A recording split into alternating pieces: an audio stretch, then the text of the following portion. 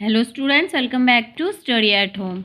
आज के इस वीडियो में मैं आप लोगों के बीडीपी प्रोग्राम का जो BECE 214 कोड का एग्ज़ाम पेपर आपका जून में जो हुआ था उसके आंसर मैं आप लोगों के साथ शेयर कर रही हूँ। BECE यानी अर्थशास्त्र का जो इकोनॉमिक्स का आपका भारत में कृषि विकास जो पेपर है उसमें आपके जो प्रश्न पूछे गए हैं वो तीन भाग में पूछे गए हैं, भाग क, ख और ग में। तो इसमें जो भाग क है इसमें आपसे जो 4 प्रश्न पूछे गए हैं वो बड़े प्रश्न पूछे गए हैं जिनका आंसर आपको 400 से 500 या 600 ज़्यादा से ज़्यादा 600 शब्दों में लिखना है और उनका आंसर आपको एक आंसर 20 नंबर का उसमें लिखना है। आपको इसमें दिए गए जो प्रश्न है इनके आंसर आप लोगों को लिखना है। बाकी प्रश्न 3 और 4 ये भी 20-20 नंबर के प्रश्न है। कोई भी आप करेंगे तो इसमें 2 प्रश्न करने हैं आपको, जो कि आपको 40 नंबर के प्रश्न होंगे। इसमें भाग ख है, इसमें से आपको कोई भी 4 प्रश्नों के उत्तर देने हैं और एक प्रश्न 12 नंबर का आपको लिखना है। इतना आंसर लिखना है कि आपके 12 नंबर आ जाए, यानी कि आपको लगभग 250 से 300 या ज़्यादा से ज़्यादा 400 शब्दों में उसका उत्तर लिखना होगा। तो इसमें ये नंबर 5, 6, 7, 8, 9, 10, 11 अब इतने प्रश्न दिए गए, इनमें से कोई भी 4 तो आप लोग आराम से, अगर तैयारी होगी तो आप आराम से कर सकते हो।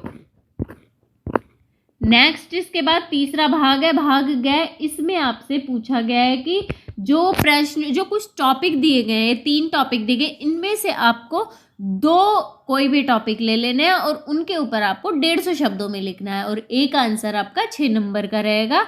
तो 2 प्रश्न के अगर आप आंसर लिखेंगे तो आपके 12 नंबर का ये प्रश्न बन जाएगा। जो 12वां प्रश्न है 12 नंबर का आपको पड़ेगा।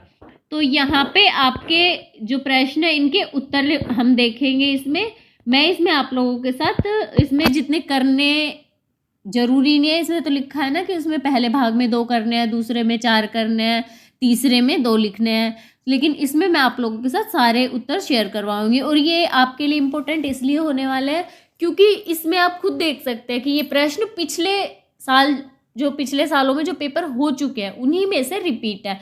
तो मैं इन पेपर के आंसर आप लोगों के लिए शेयर करूंगी तो आप लोगों की तैयारी होती रहेगी। और इसके अलावा भी आप लोग जो प्रीवियस ईयर के क्वेश्चन पेपर है उनको सॉल्व करके आप लोग अपनी तैयारी आराम से कर सकते हैं। इसकी तो कोई ऐसा हार्ड सब्जेक्ट नहीं रहेगा। ये पहला प्रश्न है कि भूमि सुधारों की संकल्पना बताइए, भूमि सुधारों का आर्थिक तर्काधार बताइए, भारत में भूमि सुधारों के सफल कार्यान्वयन में बाधक रहे कारकों का विश्लेषण कीजिए। अब आप बुक में अगर इसका आंसर ढूंढेंगे तो भूमि सुधारों की संकल्पना एक अलग टॉपिक है, मतलब भूमि सुधार मेन आपका यूनिट वही रहेगी, भूमि सुधार, उसी में आपको ये आंसर मिल जाएगा। उसकी संकल्पना हो जाएगी, यानी भूमि सुधार के बारे में थोड़ा सा लिखना है। फिर भूमि सुधार के आर्थिक तर्काधार वो एक अलग टॉपिक हो जाएगा भूमि सुधार के अंतर्गत, तो वो इसके अंदर लिख देना है। भारत में भूमि सुधार के सफल कार्यान्वयन में बाधक रहे कारक है, ये अलग टॉपिक है।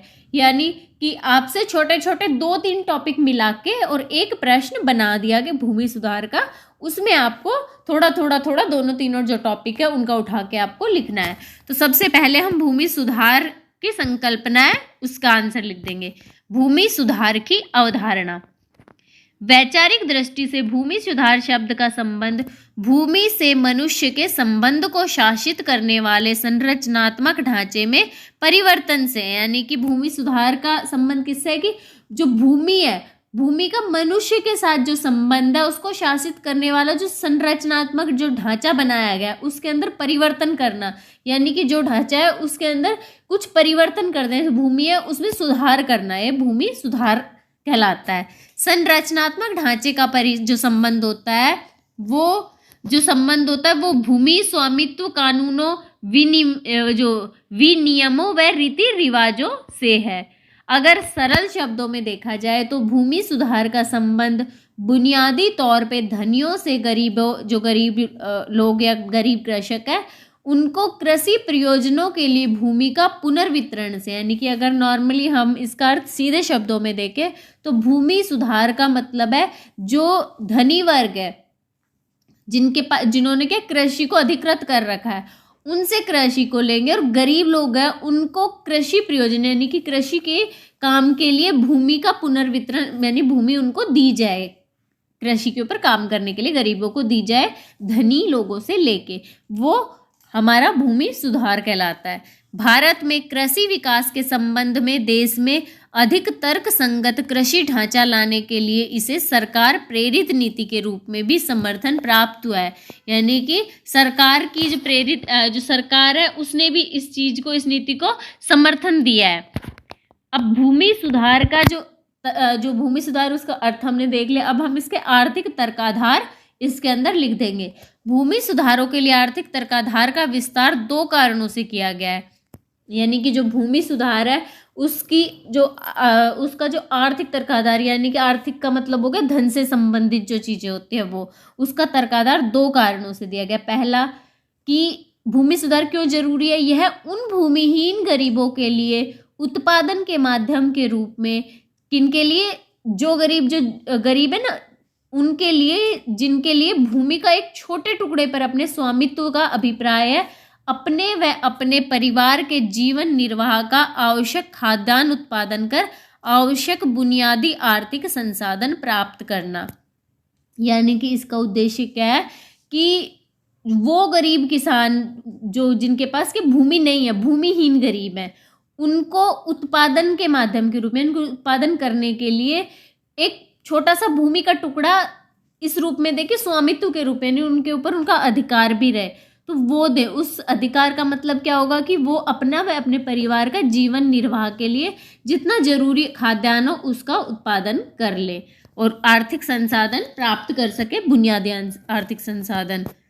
दूसरा इसका क्या तर्काधार है, आर्थिक तर्काधार है कि जिस भूमि पर मानवीय प्रयासों का निवेश किया गया उससे बिक्री या लाभ के द्वारा आय अर्जन के लिए अधिशेष उत्पादन को प्रोत्साहित करना, ताकि उस पर जो परिश्रम करने वाला व्यक्ति है वो लाभ प्राप्त कर सके, यानी जो गरीब किसान है। दूसरे स्तर पर यह स्वीकार करना जरूरी है कि अत्यधिक गहन राजनीतिक प्रक्रिया अंतर्निहित है, जिसके लिए सभी प्रमुख जो राजनीतिक दल है उनका सक्रिय सहयोग भी बहुत ज़्यादा जरूरी हो जाता है। इस तथ्य को ध्यान में रखना होगा कि भूमि अधिकारों के पुनर्वितरण क्षेत्र में समुदायों और उनके बीच जो संबंध है वो बदल सकते हैं, जो सामाजिक राजनीतिक समीकरणों के माध्यम से निर्वाचन परिणामों पर असर डालते हैं। इससे यह भी स्पष्ट होता है कि स्वतंत्रता के बाद तत्काल ही संवैधानिक प्रावधानों के क्रियान्वयन को संबंधित राज्य सरकारों पर छोड़ देना क्यों विवेकपूर्ण समझा जाता था।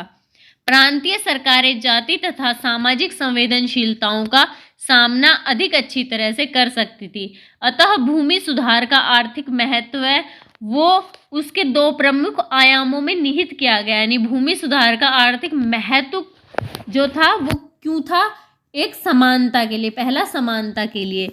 समानता का मतलब है जिससे भूमि का प्रयोग बुनियादी संसाधन के रूप में गरीब अकुशल ग्रामीण श्रमिकों द्वारा गरीबी का सामना करने के लिए किया जाता था। नेक्स्ट, दक्षता, जिससे अधिक उत्पादन के लिए अभिप्रेरणा या फिर प्रोत्साहन जैसे अमूर्त कारकों से गरीब किसान द्वारा जोती गई भूमि पर स्वामित्व अधिकार अंतर्ग्रहण आदि का ध्यान रखा जाता है।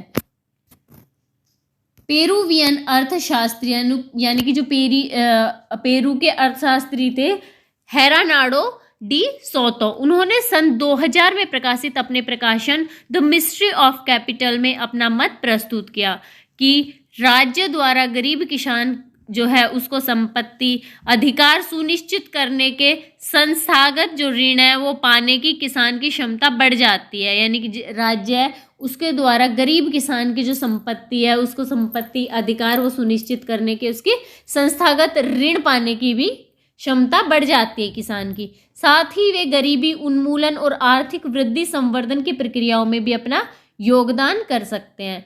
दूसरे शब्दों में उपयुक्त संस्थाओं की स्थापना जो होती है वो समानता दक्षता दोनों मुद्दों को ही सुनिश्चित कर सकती है, परंतु काश्तकारी भूमि सुधार राजनीतिक समर्थन के बिना सफल नहीं हो सकते हैं। अतः साथ साथ राजनीतिक सुधारों के सहारे संस्थागत सुधारों पर भी कार्य करना आवश्यक है। तभी दोनों यानी कि समानता व दक्षता साथ साथ भूमि सुधारों की सफलता के लिए आवश्यक दशाएं सुनिश्चित करेंगे। यहाँ पे ये टॉपिक हो गया है। नेक्स्ट हमें पूछा गया था कि भारत में भूमि सुधारों के सफल कार्यान्वयन में बाधक कारक कौन कौन से हैं, यानी कि जो भूमि सुधार है उसके लिए जो भी उसके लिए कदम उठाए गए हैं उनमें क्या चीज़ें हैं जो बाधा डालती हैं।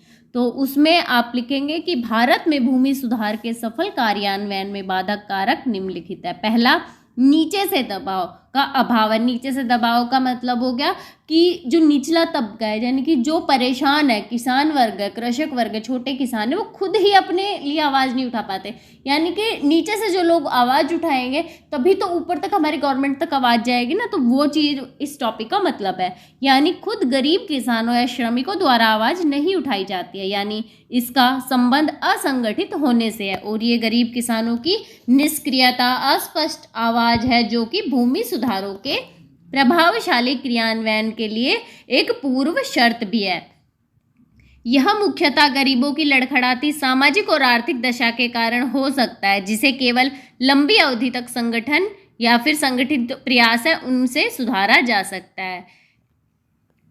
दूसरा कारण है प्रशासनिक उदासीनता, यानी कि कुछ पहला कारण है कि वो लोग खुद आवाज नहीं उठाते अपने खिलाफ हो रहे अत्याचार या अन्याय के विरुद्ध। दूसरा, प्रशासनिक उदासीनता, ऐसा उपयुक्त प्रशासनिक संगठन बनाने के लिए आवश्यक प्रयासों की सामान्यता अनदेखी हुई है, जो ऐसे प्रणालीबद्ध सुव्यवस्थित सेवाकालीन प्रशिक्षण से संबद्ध हो जो भूमि सुधारों के सफल क्रियान्वयन के लिए आवश्यक है। प्रशासनिक व्यवस्था में महत्वपूर्ण पदों पर भूमि सुधारों में विश्वास करने वाले योग्य व समर्पित व्यक्तियों को नियुक्त करने के लिए सतर्क प्रयासों का नितांत अभाव रहा है। बहुत कम मामलों में जहां कुछ अधिकारियों के द्वारा कुछ कार्रवाई की भी गई तो उन्हें जल्दी ही स्थानांतरित कर दिया जाता है, यानी कि उनका ट्रांसफर कर दिया जाता है कि भाई ये तो किसानों के लिए आवाज उठा रहे हैं। ये प्रशासनिक निष्क्रियता अथवा विफलता का ही प्रमाण है। नेक्स्ट इसका कारण है कि सही और अद्यतन भूमि रिकॉर्ड का अभाव है, यानी कि जो भूमियां, कौन सी भूमि किसके नाम पे, कितनी भूमि कहाँ से किसको डिस्ट्रीब्यूट की गई है या किसका उसके ऊपर मालिकाना हक है, उस बारे में कोई रिकॉर्ड ही नहीं रखा जाता है। यह कारक सूचना प्रणालियों में कमी से जुड़ा हुआ है जो कि कमजोर और अनियमित है। अर्थात जब भूमि का कोई सही रिकॉर्ड ही नहीं होगा तो उसमें सुधार के लिए प्रयास कैसे किए जा सकते हैं। नेक्स्ट इसका कारण है कि कुछ समवर्ती मूल्यांकन पर कम ध्यान दिया गया है। इस वजह से क्या है कि इसके अभाव में अवरोधों की पहचान करना व समय पर उनके लिए औपचारिक उपाय करना संभव ही नहीं है। अतः यह स्पष्ट रूप से देखा जा सकता है कि ये सभी कारक राजनीतिक और संस्थागत कमजोरियों के ही अंग है, जिनको क्या भूमि सुधारों का प्रभावशाली क्रियान्वयन, अगर हम इनमें सुधार करेंगे तो ही वो क्रियान्वयन इनका अच्छे से हो पाएगा भूमि सुधारों का, नहीं तो भूमि सुधार में समस्याएं आती ही रहेंगी। तो ये आपका भूमि सुधार से रिलेटेड प्रश्न था पहला, उसका आंसर है। अभी इसका हम दूसरा पेपर का दूसरा प्रश्न देखेंगे कि भारत में कृषि हेतु सिंचाई की आवश्यकता के 5 कारण बताइए। अब इसमें भी सेम पहले प्रश्न की तरह ही देखो पूछा गया है कि एक टॉपिक लिया गया कि सिंचाई की जरूरत क्यों है, तो उसके कारण बहुत सारे, तो इसमें छोटा सा पूछा गया कि 5 ही कारण बताने, ज़्यादा नहीं बताने। फिर एक छोटा प्रश्न और ऐड कर दिया, लेकिन वो रहेगा सिंचाई से रिलेटेड, यानी प्रश्न आपसे पूछे जाएंगे वो घुमा के फिरा के जो पूछे जाता है, लेकिन टॉपिक वही रहता है। तो उस टॉपिक को एक बार हमें ध्यान से पढ़ लेना है बस। पहले सिंचाई के, भारत में सिंचाई की जरूरत क्यों है, हमें जितने भी कारण पढ़ेंगे उसमें से 5 कारण याद रखना है, वो लिखना है इसमें। भारत में परियोजना आधार पर संचालित 3 प्रमुख सिंचाई विधाएं जो है उनका उल्लेख करना है, यानी कि जो सिंचाई के तरीके जो है वो किस तरह से की जाती है, 3 तरीके पूछे गए हैं। भौम जल प्रयोग को लेकर चिंताएं हैं, उनको भी स्पष्ट कीजिए। तो इस तरह से 3 टॉपिक ऐड करके एक प्रश्न बना दिया गया है। तो 3 छोटे छोटे टॉपिक करेंगे तो फिर हमारा बड़ा प्रश्न आराम से हम इसका आंसर लिख पाएंगे। और ये प्रश्न भी देखिए इंपॉर्टेंट है क्योंकि जून 2019 में हमारा आया हुआ है। तो ये प्रश्न इसीलिए मैं कहती हूँ कि आप पीछे के जो साल में जो पेपर हुए हैं, पिछले सालों के पेपर एक बार देख लीजिए, उनके आंसर अपनी किताब में आपको आराम से मिल जाएंगे अगर आप पढ़ेंगे तो, और वो आपके एग्जाम के लिए इंपॉर्टेंट प्रश्न बनेंगे। तो चलिए सबसे पहले हम टॉपिक ही देख लेते हैं कि सिंचाई, पहले हमें पता होना चाहिए सिंचाई क्या है। कृषि को दो प्रकार से जल मिल सकता है, एक तो वर्षा के द्वारा और दूसरा कृत्रिम तरीकों से, यानी कि बारिश हुई तो खेतों में पानी लग जाता है। लेकिन जब बारिश नहीं होती तो जब खेतों में फसलों को पानी की जरूरत होती है तो क्या कुओं से, ट्यूबवेल से, इनसे सब नहरें, तालाब, इनसे जब खेतों को पानी दिया जाता है फसलों को, उसे हम सिंचाई कहते हैं। इन कृत्रिम साधनों द्वारा कृषि को जल देने की प्रक्रिया को सिंचाई कहा जाता है। अब भारत में हमें सिंचाई की जरूरत क्या है वो पूछा गया, बहुत टॉपिक है बुक में देखोगे तो, लेकिन हमें 5 ही लिखने हैं। सर चार्ल्स ट्रेविलियन के अनुसार भारत में भूमि से अधिक महत्वपूर्ण तो जल ही है, क्योंकि जब भूमि को जल द्वारा सिंचित किया जाता है तो भूमि की उपजाऊ शक्ति 6 गुना बढ़ जाती है। यानी ट्रेविलियंस ने ये कहा है कि भूमि जो है, भूमि उपयोगी है लेकिन उससे ज़्यादा तो जल महत्वपूर्ण है। यानी कि भूमि है उसमें हम फसल उगाएंगे तो ये हमारे लिए क्या, फसल उगाएंगे तो हमारे लिए खाना पैदा करती है जमीन, तो इसलिए महत्वपूर्ण है। लेकिन उस कृषि के लिए अनाज जब उगाएंगे तो उगेगा कैसे, अगर बारिश नहीं हुई तो अनाज तो उग ही नहीं पाएगा। तो उसके लिए हमें सिंचाई के लिए जल की जरूरत पड़ती है। और जब हम सिंचाई करते हैं तो एक जमीन पे जहाँ पे कुछ फसल उगेगी 6 गुना ज़्यादा उपजाऊ क्षमता बढ़ जाती है उस जमीन की जब हम सिंचाई करते हैं। तो इसलिए जल को ज़्यादा महत्वपूर्ण माना है भूमि से। राष्ट्रपिता महात्मा गांधी ने कहा था कि सिंचाई की सुविधाओं के उपलब्ध ना होने पर खेती एक जुए से ज़्यादा कुछ नहीं हो सकती है। इसी प्रकार योजना आयोग के अनुसार सिंचाई क्षेत्र के विस्तार में सफलता कृषि उत्पादन बढ़ाने में निर्णायक है। एक कुशल सिंचित व्यवस्था जो है वो भारत में जो निरंतर जनसंख्या बढ़ रही है ना, उसका पालन पोषण कर सकती है। सिंचाई जो है वो मानसून की अनिश्चितताओं के विरुद्ध खाद्य संबंधी सुरक्षा उपलब्ध कराती है और बहुफसल प्रणाली को भी मजबूत बनाती है। अब भारत में सिंचाई की जरूरत के कारण जो है उनमें से प्रमुख 5 कारण लिखने हैं हमें। पहला है वर्षा की अनियमितताएं। भारत में वर्षा अनिश्चित होती है, प्रत्येक 4 या 5 वर्षों में एक बार सूखा पड़ जाता है, कई बार तो बहुत ज़्यादा बारिश हो जाती है तो उसके कारण बाढ़ भी आ जाती है। इसके अलावा कई बार वर्षा का समय जो होता है ना वो भी अनिश्चित होता है, कई बार पहले हो जाते हैं, कई बार बाद में होती है, कई बार होती नहीं है। अतः कभी तो वर्षा पहले आरंभ हो जाती है, कभी मानसून देरी से आता है। इसी आधार पर कहा जाता है कि भारतीय खेती मानसून का जुआ है, यानी मानसून के जुए के ऊपर खेती होती है। हो गया तो भाई किस्मत में, नहीं बारिश हुई तो सिंचाई करो, नहीं सिंचाई के साधन है तो कुछ नहीं उपज होगी आपके खेतों में। अतः मानसून या वर्षा की अनियमितता के कारण भारत में सिंचाई की जरूरत पड़ती है। दूसरा कारण है वर्षा का असमान वितरण, यानी कि वर्षा भारत में कहीं ज़्यादा है तो कहीं कम है। भारत के भिन्न भिन्न प्रदेशों में वर्षा का वितरण असमान है। जहाँ राजस्थान में केवल 25 से 50 सेंटीमीटर ही बारिश होती है, तो वहीं पे मौसिनराम जो चेरापूंजी में है वहाँ पे 1560 सेंटीमीटर से भी ज़्यादा बारिश होती है। यानी एक और दो वर्षा बहुत कम होती है और दूसरी ओर बहुत ज़्यादा। विशेषज्ञों का मानना है कि सिंचाई की सुविधा ना होने के कारण साधारण मिट्टी पर फसल उगाने के लिए कम से कम 100 सेंटीमीटर वर्षा जरूर होनी चाहिए। और अगर जो 60 सेंटीमीटर से कम वर्षा हो रही है तो वहाँ पे तो खेती के ऊपर असर बुरा पड़ता ही पड़ता है। अतः वर्षा के असमान वितरण के कारण भी भारत में सिंचाई की आवश्यकता का महत्व है। नेक्स्ट जो है सिंचाई की जरूरत इसलिए पड़ती है कि जो वर्षा की अवधि है वो भी इस तरह की है कि बारिश खेतों को सिंचाई की जरूरत पड़ी जाती है। भारत में मुख्यतः वर्षा जुलाई से सितंबर माह के बीच होती है। सर्दियों में केवल पंजाब, हरियाणा व तमिलनाडु में ही बारिश होती है। अतः वर्षा की अवधि छोटी होने के कारण सिंचाई सुविधाओं का होना बहुत ही ज़्यादा जरूरी है, क्योंकि बिना सिंचाई के वर्ष में भारत में 2 फसलें नहीं ली जा सकती, इसलिए सिंचाई जल की आवश्यकता है। चौथा कारण है इसका कि विशेष फसलें होती है ना, किसी में बारिश की ज़्यादा जरूरत पड़ती है, किसी में बारिश की कम जरूरत पड़ती है, किसी में पानी की ज़्यादा जरूरत पड़ती है, किसी में पानी की कम जरूरत पड़ती है। तो इसलिए भी कई जो फसलें होती हैं वो पानी की या सिंचाई के ऊपर डिपेंड करती हैं। चावल और गन्ने जैसी विशेष फसलें होते हैं, उनके लिए पानी की नियमित पूर्ति की आवश्यकता पड़ती है, जो सिंचाई द्वारा ही पूरी की जा सकती है। क्योंकि इतनी वर्षा इन फसलों के लिए जलापूर्ति नहीं कर सकती, तो यह पूर्ति मनुष्य द्वारा नियमित सिंचाई के साधनों के द्वारा ही संभव है।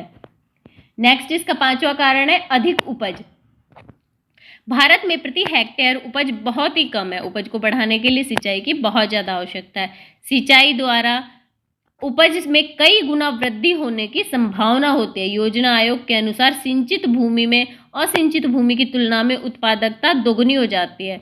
श्री कृष्ण भारद्वाज ने अपने एक लेख में बताया कि भूमि की उत्पादकता सिंचाई द्वारा 3 प्रकार से बढ़ाई जा सकती है। अधिक फसलों को संभव बना सकते हैं सिंचाई द्वारा, उपज की प्रति इकाई लागत को कम कर सकते हैं सिंचाई के द्वारा, अधिक लाभप्रद फसलें तैयार की जा सकती है, और इन सभी के लिए सिंचाई जरूरी होती है। ये सिंचाई के कारणों का जो भारत में जरूरी होते हैं। अब भारत में जो परियोजना पे आधारित सिंचाई की विधाएं, सिंचाई के किस तरह से सिंचाई की जाती है, वो हम इसमें लिखेंगे। भारत में सिंचाई की विधाओं को परियोजनाओं के आधार पर 3 भागों में बांटा गया है। बड़ी सिंचाई परियोजनाएं। सन 1978 से पहले बड़ी सिंचाई परियोजनाएं उन परियोजनाओं को कहा जाता था जिन पर 5 करोड़ रुपए से अधिक खर्च किया जाता था, परंतु अब बड़ी सिंचाई योजना जो परियोजनाएं होते हैं उन परियोजनाओं को कहा जाता है जिनके द्वारा 10,000 हेक्टेयर से अधिक कृषि योग्य क्षेत्र की सिंचाई की जाती है। तो ये बड़ी सिंचाई योजना यानी मेन सिंचाई परियोजना है। तो एक टॉपिक है, आपको 3 प्रकार की है। पहली बड़ी, मध्यम, छोटी, लघु या छोटी कुछ भी आप लिख सकते हैं। तो बड़ी सिंचाई परियोजनाएं, मध्यम सिंचाई परियोजनाएं और लघु सिंचाई परियोजनाएं। अभी मध्यम सिंचाई परियोजनाएं क्या होते हैं ये देखेंगे। सन 1978 से पहले मध्यम सिंचाई परियोजनाएं उन परियोजनाओं को कहा जाता था जिन पर 25 लाख से 5 करोड़ रुपए तक का धन खर्च किया जाता था, परंतु अब मध्यम सिंचाई परियोजनाएं उन परियोजनाओं को कहा जाता है जिनके द्वारा 2,000 से 10,000 हेक्टेयर तक भूमि पर सिंचाई की जाती है। नेक्स्ट फिर आ जाता है लघु सिंचाई परियोजना। सन 1978 से पहले लघु सिंचाई परियोजनाएं उन परियोजनाओं को कहा जाता था जिन पर 25 लाख रुपए से कम पैसा खर्च होता था, लेकिन अब चेंज करके क्या कह दिया गया कि लघु सिंचाई परियोजनाएं वो होती है जिनके द्वारा 2,000 हेक्टेयर से कम जो भूमि होती है उसकी सिंचाई की जाएगी, वो लघु सिंचाई परियोजना कहलाती है। तो ये हमारे सिंचाई के तरीके हो गए। भारत में 3 प्रकार हो गए। अब भौम जल विषयक चिंताएं कौन कौन सी है, यानी कि जो जमीन के अंदर जल है, पानी है, वो हम सिंचाई के लिए उपयोग तो कर रहे हैं, लेकिन उससे संबंधित कुछ चिंताएं भी हैं, वो हमें इसमें लिखनी है। भौम जल के अधिक विदोहन यानी कि हम उसका अधिक उपयोग करते हैं, उससे अधारणीय रूप है, उसने अधारणीय रूप धारण कर लिया, यानी गंभीर समस्या बनता जा रहा है। इस कारण क्या है, देश के कई भागों में भौम जल तालिकाएं बड़ी तेजी से नीचे गिर रही हैं। भौम जल स्तर के जो अवक्षय उसके फलस्वरूप देश में बहुत भागों में भौम जल विफल हुआ है, यानी नीचे का जो जमीन के नीचे जो कुएं हैं ना वो सूख रहे हैं, जमीन के नीचे जो पानी है कम होता जा रहा है। 1995 और 2000 के बीच असुरक्षित जिलों का अनुपात अर्धक्रांतिक, क्रांतिक और अधिक उपयोगी 9% से बढ़कर 31 से 33% तथा प्रभावित जनसंख्या में 7% से 31% हो गया है। भौमजल में इस वेग से अवक्षय यानी कि उसमें कमी का मुख्य कारण नलकूपों द्वारा बहुत गहराई से जल निकालने पर अत्यधिक निर्भरता है, जो कि सिंचाई का 40% से भी अधिक है। देश में भौम जल संसाधनों द्वारा अंतिम सिंचाई क्षमता यानी UPI का आकलन लगभग 64 मिलियन हेक्टेयर किया गया था। इसमें से जो 64 मिलियन हेक्टेयर है वो 10वीं योजना जो आई थी इसकी सिंचाई की 2002 से 7 तक, उसकी अवधि के अंत तक प्राप्त कर लिया गया था। चूंकि भौम जल निर्बाध सुलभ संसाधन है और प्रत्येक इसका अधिकारी है, इसलिए इसकी चिंता किए बिना इसका अतिदोहन किया जा रहा है। किसानों द्वारा समय समय पर कुएं गहरे करने से सिंचाई की लागत में वृद्धि हुई है। भौम जल की धारणीयता है वह स्वामित्व की समस्या को हल करने के लिए सरकार ने भौम जल प्रबंधन व स्वामित्व पर विशेषज्ञों का गठन भी कर दिया है। समूह ने सिफारिश की कि भूमि के नीचे भौम जल का स्वामित्व भूमि के स्वामी के पास तभी तक रहेगा जब तक अन्य भूस्वामियों व जनता के भौम जल स्तर से नीचे चला जाता है। प्रभावित क्षेत्र को संकट के अधीन क्षेत्र के रूप में घोषित कर दिया जाएगा और आगे दोहन विनियमित कर दिया जाएगा। यानी उन्होंने कहा है कि जैसे अगर किसी के खेत में कुआं है और वो पानी निकाल रहा है, लेकिन वो बार बार गहरा कर रहा है, बार बार गहरा कर रहा है, और एक खतरे का जो निशान होता है ना कि इससे नीचे नहीं खोदना है, इससे नीचे पानी अब आ ही नहीं सकता है या बहुत कम हो गया पानी, अगर ये कंडीशन आ जाती है तो उसका स्वामित्व उसके पास नहीं रहेगा और सरकार इस चीज़ के ऊपर डिस्कस करेगी या फिर सरकार इस चीज़ के ऊपर निर्णय लेगी कि वो भाई वहाँ पे उस पानी को निकाल सकते हैं, नहीं निकाल सकते हैं। केंद्रीय भौमजल प्राधिकरण पर्यावरण अधिनियम 1986 के प्रावधानों के अधीन ऐसी घोषणाएं करने के लिए अधिकृत है। यह सुनिश्चित करना राज्य सरकार का उत्तरदायित्व होगा कि क्षेत्रों में दोहन जो है विनियमित किया जाएगा। भौमजल का विनियमन सरकार द्वारा केवल पंचायत राज संस्थाओं को शामिल करके उपभोक्ता समूहों के सहयोग व समुदाय की सहभागिता से प्रभावी ढंग से किया जा सकता है। तो यहाँ पे पहला जो प्रश्न था, पहला और दूसरा 2 प्रश्न के आंसर मैंने इस वीडियो में मैंने आप लोगों के साथ शेयर कर दिए हैं, तो आप लोग इनके आंसर याद कर लीजिए। तब तक मैं आप लोगों के लिए बाकी जो प्रश्न है उनके आंसर तैयार कर रही हूँ और उनका वीडियो भी मैं आप लोगों के साथ जल्दी शेयर करूंगी। आई होप ये वीडियो आप लोगों के लिए यूजफुल रहा होगा। अगर वीडियो अच्छा लगा हो तो प्लीज़ चैनल को सब्सक्राइब जरूर करें और वीडियो को लाइक एंड शेयर जरूर करें। मिलते हैं अगले वीडियो में कुछ नए इन्फॉर्मेशन के साथ।